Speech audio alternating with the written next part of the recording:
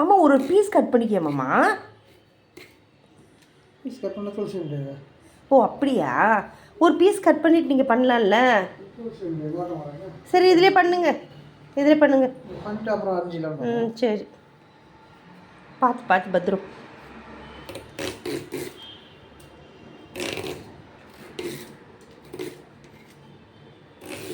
பார்த்து பார்த்து மொத்தத்தையுமே தோல் சீவ போகிறீங்களா? இந்த இடம்லாம் கத்தி வச்சு பண்ணிக்கோங்க. கை பத்திரம்.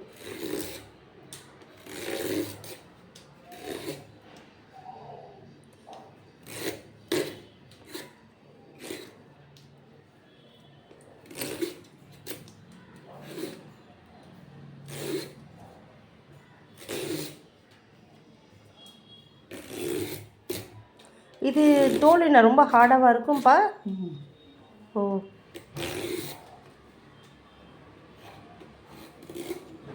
பத்திரம் பத்திரம்.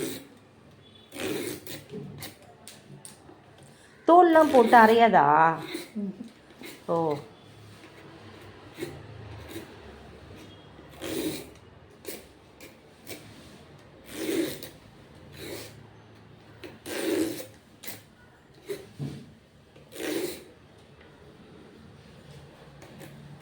பழம் ஃபுல்லாக இந்த மாதிரி தோலெல்லாம் ரிமூவ் பண்ணி எடுத்துருங்க, க்ளீன் பண்ணிவிடுங்க. கொஞ்சம் அழுத்தமாக இருக்குது, நீங்கள் கொஞ்சம் ஃபோர்ஸ் கொடுத்து தான் க்ளீன் பண்ணணும். கஷ்டமாக இருக்கப்பா துளசி வருது. ரொம்ப கஷ்டங்க, அழுத்தி தான் நீங்கள் பண்ணணும். பார்த்து பத்திரம்பா.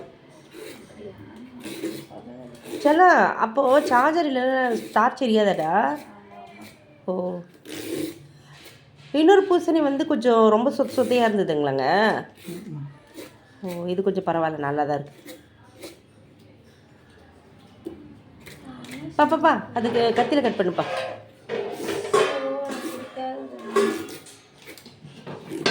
இட்லி சாம்பார். இன்றைக்கி எங்கள் வீட்டில் காலையில் டிஃபன் வந்து இட்லி சாம்பாருங்க. நல்லா தாண்டா இருக்குது, சாப்பிட்றா. நல்லா தான் இருக்குது, சாப்பிட்ரு. அவ்வளோதான் முடிஞ்சு.